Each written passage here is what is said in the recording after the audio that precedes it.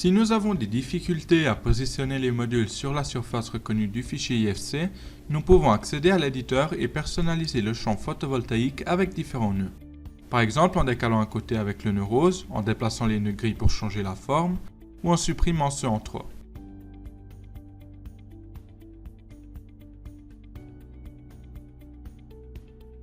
Dans ce cas, sur les côtés, nous avons besoin que de 2 nœuds, donc les autres sont à supprimer.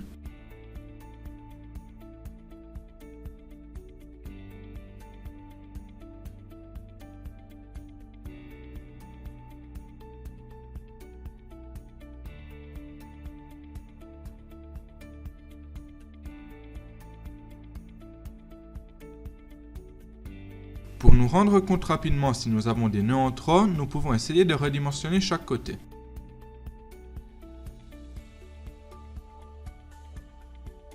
Une fois que nous avons défini correctement cette surface de base, nous pouvons la personnaliser avec différents outils présents dans le menu de la barre multifonction.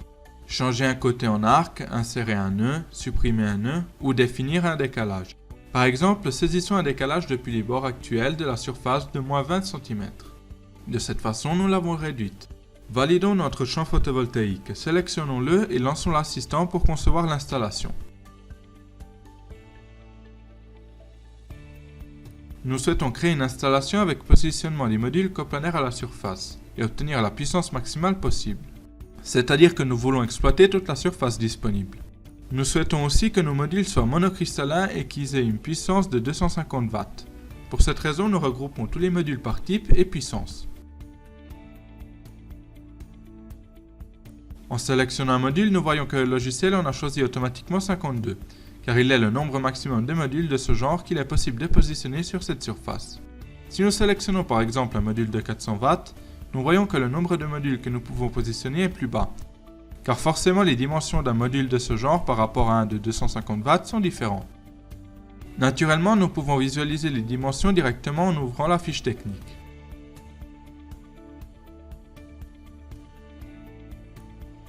Validons notre choix pour obtenir le positionnement correct des modules sur la surface. À présent, nous devons ajouter un générateur photovoltaïque à notre installation. La première chose à faire est celle de choisir où le positionner. Dans notre cas, nous allons le positionner sur la partie arrière du bâtiment. Sélectionnons donc l'objet générateur photovoltaïque et cliquons dans le projet pour faire apparaître une boîte qui indique où et comment nous sommes en train de positionner l'onduleur. Nous devons donc que choisir l'emplacement, au sol, accroché au mur, etc. Naturellement, vu qu'il s'agit d'un objet 3D, il est possible qu'il soit positionné de façon incorrecte dans l'espace, par exemple dans un mur. Pour l'éviter, nous pouvons par exemple le positionner dans le vide, le sélectionner et le visualiser dans la planimétrie. Ensuite, nous pouvons le pivoter en nous aidant avec les accrochages pour qu'il soit orienté correctement et le positionner.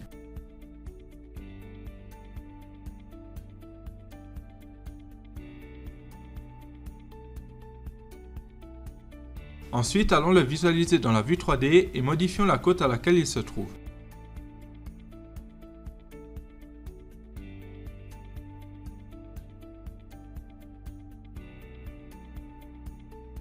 Cet onduleur en ce moment est un objet générique qui n'est pas lié à un champ photovoltaïque. Pour le connecter et choisir l'onduleur spécifique compatible, nous devons lancer l'assistant de conception. Le logiciel nous demande tout d'abord quel champ photovoltaïque connecter. Par défaut, le nom est champ photovoltaïque, avec un numéro en fonction du nombre de champs créés dans le projet.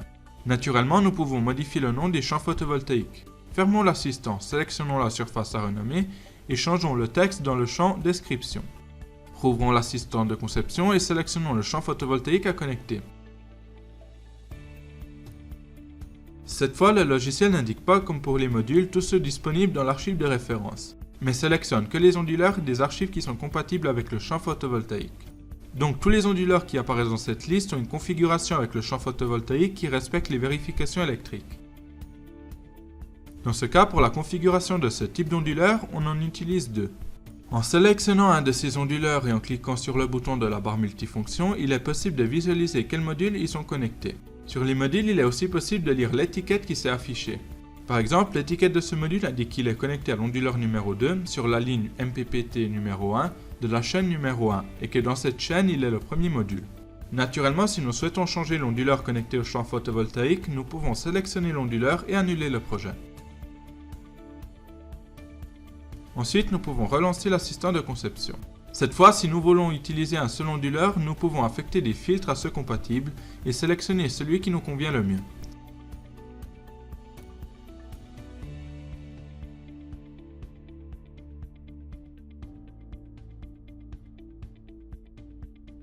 Nous obtenons comme ça un seul onduleur connecté à tout le champ photovoltaïque.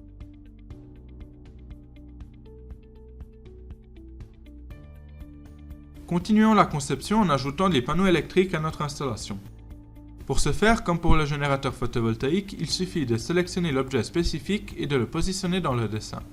Naturellement, nous pouvons le pivoter directement dans la vue 3D et le positionner contre le mur de façon précise, car le logiciel reconnaît la position de la surface sur laquelle pointe la souris.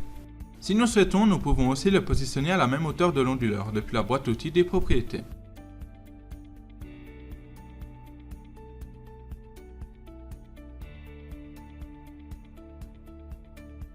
Attention, car la hauteur indiquée prend comme référence le point où se trouve la poignée. Donc si par exemple nous la déplaçons sur un autre point en débloquant le cadenas et nous insérons la même code saisie pour l'onduleur, nous voyons que le panneau ne sera pas positionné comme nous voulons.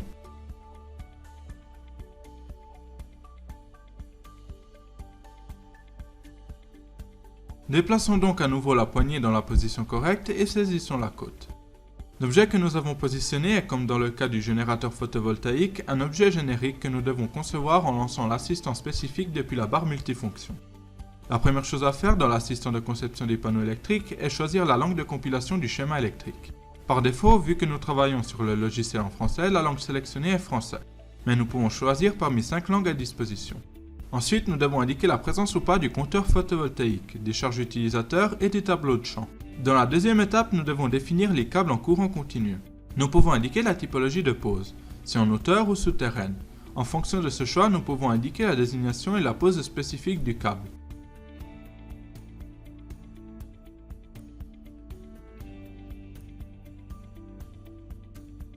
En continuant dans l'assistant, nous pouvons définir les mêmes paramètres pour les câbles en courant alternatif, ou les changer selon nos exigences. Ensuite, nous devons définir les dispositifs de protection de la partie en courant continu.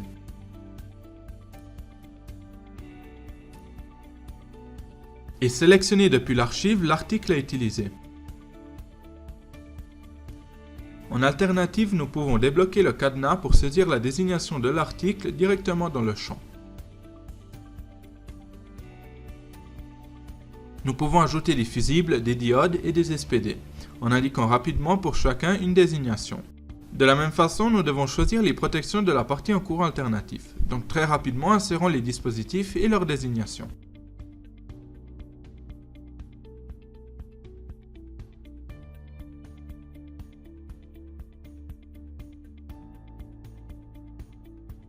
En cliquant sur Fin, nous obtenons une structure en arborescence avec les différents éléments que nous avons indiqués précédemment. En y cliquant dessus, nous pouvons voir dans le détail chacun de ces éléments et les personnaliser. Par exemple, indiquons que le câble qui connecte la chaîne de modules au tableau de champ est long exagérément 1500 mètres. Le logiciel, dans le cas où la chute de tension est trop élevée, plus de 2%, nous l'indique. En plus, nous avons à disposition un outil pour calculer automatiquement la section minimum du câble afin que la vérification de la chute de tension soit satisfaite avec la longueur que nous avons choisie. Mais retournons à une valeur acceptable qui peut être par exemple 5 mètres et calculons la section optimale de ce câble. Ce même raisonnement peut être fait pour tous les éléments du système et nous pouvons aussi modifier à tout moment les protections que nous avons choisies.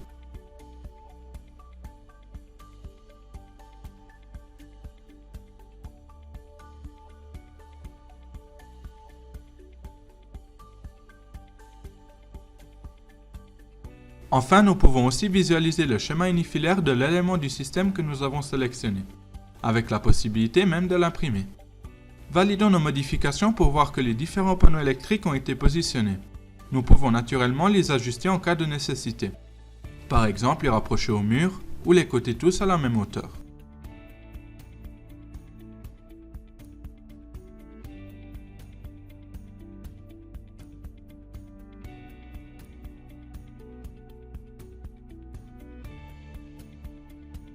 En sélectionnant chaque panneau, nous pouvons voir quels éléments y sont connectés.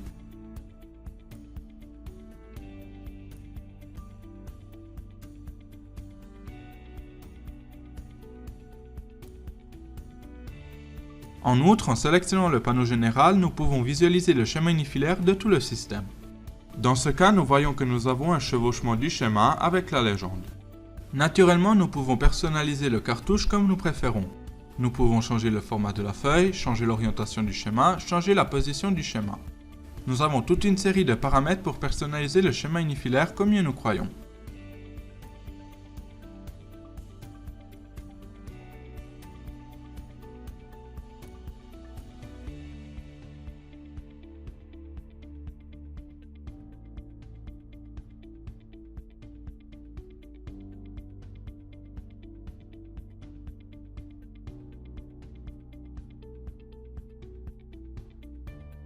Nous pouvons aussi changer la position de la légende et le niveau de détail de tout le dessin, en désactivant les calques pour créer un dessin beaucoup plus simple.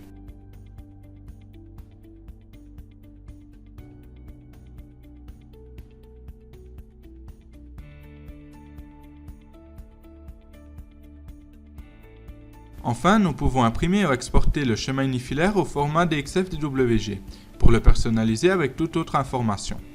Le bouton de la barre multifonction à côté du schéma unifilaire nous permet de voir dans le détail les câbles que nous avons dimensionnés et exporter ce tableau en différents formats.